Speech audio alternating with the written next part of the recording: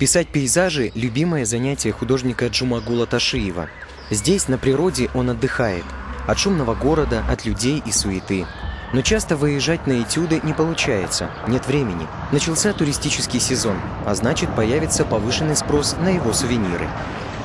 Экспозиция еще не открыта, а иностранные гости уже осаждают арендованный керамистом уголок в историческом музее. Эти декоративные тарелочки, сосуды различных размеров и форм – работы Джумагула Ташиева. Вот, допустим, вот эти юрты, все, вот целый комплекс. Это называется Кыргыз айылы. Здесь изображения разный вид. Вот музыканты с куйкор, кымызом. Все выставочные экспонаты пропитаны теплом рук мастера. Эти вазы заинтересовали любопытного туриста. Ай, момент. No problem. $420. Yes, it's nice. It's really nice. Yes. Цена можно договориться. Oh yeah. Thank you very much. Nice to meet you. Bye. Finish. Неприметное здание на окраине города. Мастерская, где глина превращается в произведение искусства.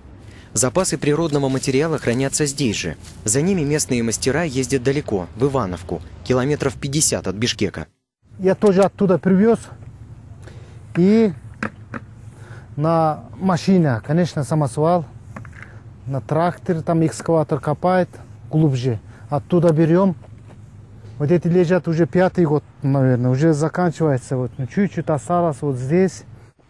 Необходимое для работы количество глины Джумагул Байке несет к миксеру. Там он, осторожно подливая воду, доводит сырье до нужной консистенции. Затем начинается процесс очистки. Мастер несколько раз пропускает состав через сито. Для конечного этапа обработки приготовлены гипсовые формы. Принимает гипс все воды себе, и остается глина сам. Мягкий, хороший, ну, на работу готовый, короче. Работают с глиной руками, но мастер не боится испачкаться. Она для него податливая, нежная, мягкая, даже целебная. Ну, как многие говорят, это лечебная глина. Может, меня лечит? Не знаю, я работаю постоянно. Вот. Спустя сутки с глиной можно работать. Для защиты изделия от трещин в материал добавляется шамот, крупицы раздробленного кирпича. Некоторые свои работы Ташиев делает с помощью гипсовой формы. Затем расписывает пигментом, разбавленным раствором белой глины. Следующий этап – обжиг. Керамика должна 12 часов прокаливаться в специальной печи при температуре около 1000 градусов. Степень готовности можно отличить по звуку. Сырой предмет молчит.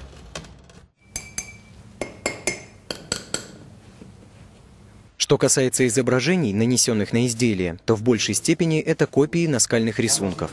Есть в Кыргызстане место под названием Саймалу-Таш, крупнейшее в Средней Азии скопление петроглифов. Художник бывал там несколько раз. Для него это свидетельство многовековой истории кыргызского народа. В то время тоже, вот, допустим, были и художники, и рисовали на камне.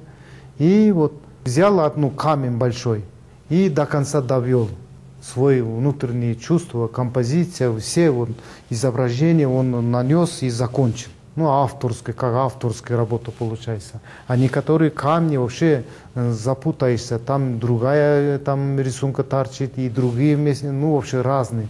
Запутаешься, и чья это картина даже.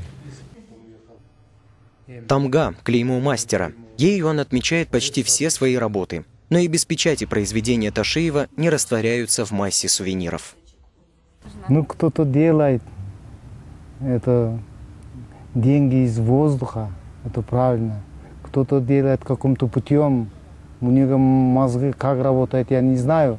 У меня работают мозги, вот взять глины, из глины что-то лепит, вот так лепит, или сувенир, или там что-нибудь лепит. Потом это высушит, обжигает, покрасит, обжигает, потом как сувенир поставить и продать. Это мой мозг работает только так.